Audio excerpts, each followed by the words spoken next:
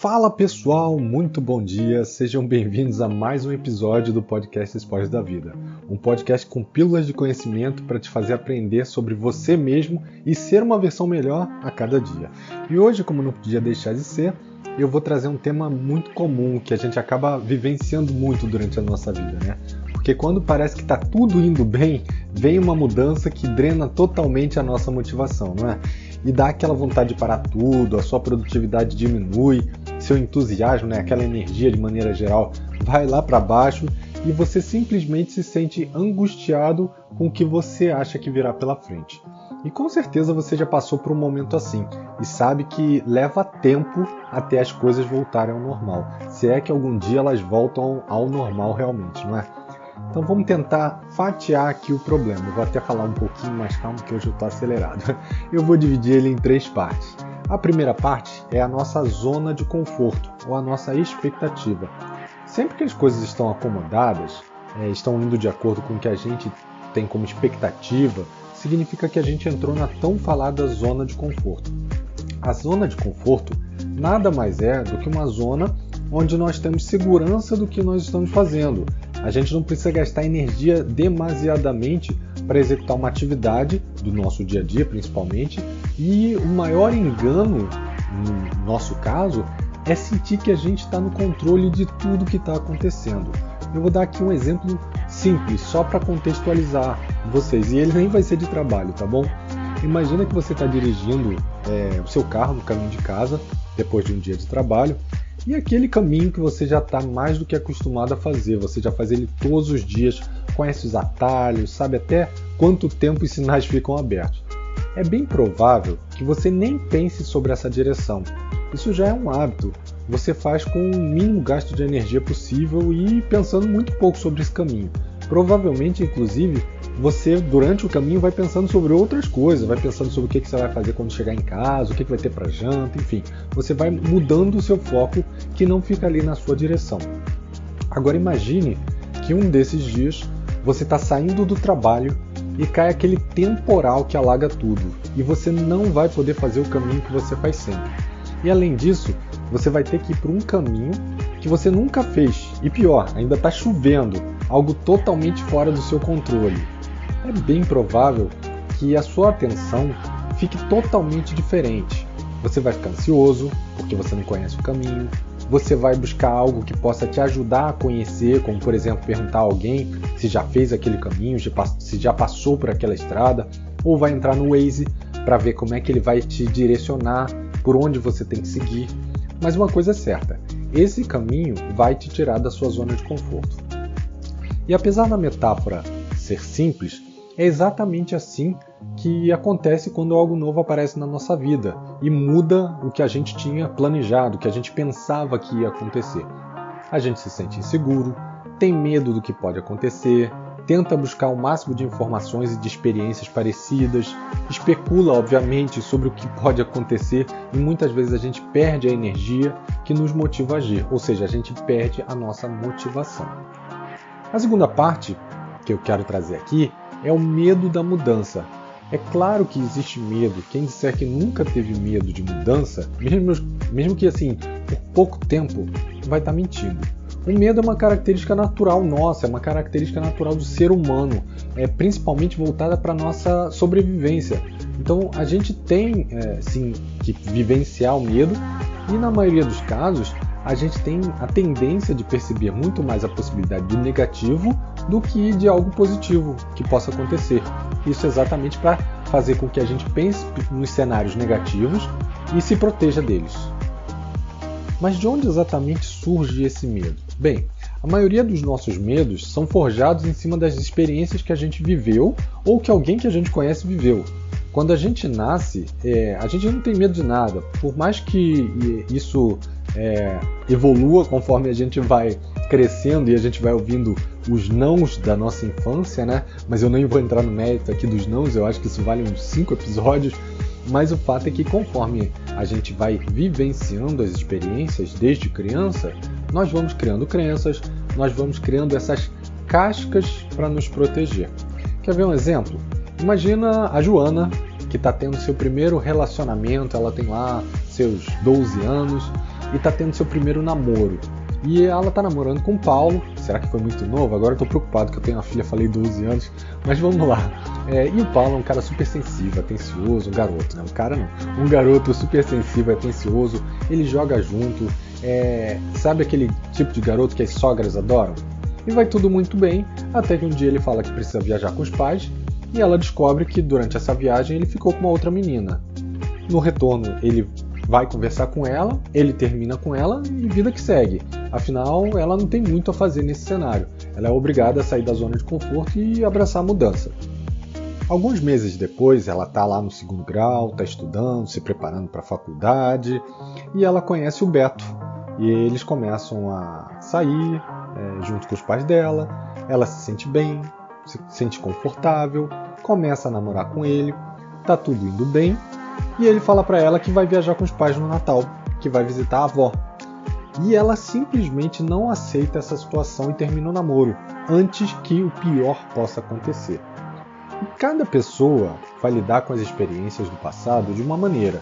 No caso da Joana, ela criou uma crença de que se o namorado dela viajar, ela vai acabar sendo traída. E ela não aceita esse cenário. Então ela preferiu terminar do que simplesmente esperar que aquilo pudesse acontecer. Não é um fato. Ela criou isso, mas ela preferiu terminar o relacionamento para não correr o risco. E o pior é que nem sempre depende só das nossas experiências. Se você já tirou carteira de motorista, você vai entender. Aqui no Rio, tirar carteira de motorista, pelo menos na minha época, né, era um trauma. Já ouvi falar que em Minas Gerais é pior ainda por conta das ladeiras, Deus me livre. E o fato é que, antes de fazer o exame, você já é tomado pelo medo de não passar, mas não porque você sabe como você vai se sentir, mas provavelmente você já ouviu outras pessoas passando por esse cenário. Eu vou contar aqui a minha história, tá? Quando eu fui fazer o meu exame, eu estava no carro, né, indo, na época era perto do Rio Centro, quem é aqui do Rio conhece, né? E foram 3 pessoas além do instrutor comigo. E dessas 3 pessoas, eram 3 pessoas que não haviam passado de primeira. E o papo era exatamente sobre isso. Uns dizendo que o problema era o carro, que tinha que tomar cuidado na hora de fazer a baliza, outros dizendo que era o avaliador, que era legal levar uma balinha, tentar conversar com ele, ser educado, ou que o cara sempre é um carrasco. E aí você imagina como é que eu fiquei, né? Cada minuto mais ansioso, minha mão suando, eu preocupado. Eu levei balinha, fui educado, quis fazer de tudo para agradar o instrutor. Eu entrei no carro sorrindo e ele nem olhou para minha cara. Eu falei, tem uma balinha aqui, ele respondeu, ok, pode começar. Simples assim. E pronto, a minha perna tremia tanto, eu não sei se vocês já fizeram exame, nossa, mas a minha perna tremia tanto que eu achei que estivesse tendo um treco. E minha mão estava tão suada que eu estava com medo do volante escorregar. Eu vou ter que virar o volante todo aqui para fazer a baliza e eu sei que minha mão vai escorregar. E eu acabei saindo, né, fiz a baliza, dei 2 voltas sem abrir a boca, sem falar nada, e eu vi ele ali também sem falar nada, só anotando, e no final ele falou assim, pode parar ali. Eu falei, pronto, fiz besteira, não percebi o que eu tinha feito, falei, cara, deve ter esquecido alguma lanterna, virar para um lado, pisca, não sei o que eu fiz. E ele saiu do carro e falou que era para eu pegar o resultado junto da bancada, uma bancada que ficava ali no final do corredor dos carros. Eu não tive nem coragem de perguntar, né? Eu já estava ali murcho, pensando como é que eu ia contar que eu não tinha passado. E quando eu cheguei lá, para minha surpresa, eu tinha passado. Mas todo aquele medo que aconteceu durante essa jornada toda me deixou muito mal e podia ter sim influenciado o meu exame. E eu sequer tinha vivido aquela experiência. Olha como a experiência dos outros pode acabar influenciando a gente. E para fechar, tendo a ver com as partes anteriores, vem a nossa incrível capacidade de criação e a nossa memória extraordinária. A nossa memória ela serve para trazer no momento presente todas as dores, traumas e experiências já vividos, presenciados ou até mesmo ouvidos, como foi no caso da carteira de motorista. E esse sentimento ele muda a nossa fisiologia, ele traz ansiedade, traz raiva, traz culpa e traz até depressão. Por outro lado, a nossa incrível capacidade de criação e imaginação vai fazer com que a gente crie os mais diversos cenários, e na sua maioria negativos, porque a gente busca tentar criar esses cenários negativos para se proteger. E aí a gente pensa, o que de negativo pode acontecer com essa mudança? E você deve estar pensando aí, mas não tem cenários positivos? sim, a gente também cria cenários positivos e eles também são responsáveis pela felicidade, mas também pela ansiedade, pelo medo, pela angústia, porque as pessoas também têm medo de dar certo e não saberem lidar com essa situação. Principalmente quando existe uma baixa autoestima, uma baixa autoconfiança que faz com que você tenha aquela síndrome do impostor. E se você quiser saber um pouco mais sobre a síndrome do impostor, tem um outro episódio que eu falo sobre isso, eu vou deixar aqui nos comentários, tá bom? E aí, tendo tudo isso em vista, você já reparou que a nossa evolução, a nossa capacidade consciente de criação e de memorização, tudo que está relacionado ao neocórtex, tudo que nos coloca no topo da cadeia evolutiva, também é a maior arma contra nós mesmos? É o que paralisa a gente, é o que nos faz doente, às vezes faz com que a gente pense e haja de forma a nos prejudicar. É incrível isso, né?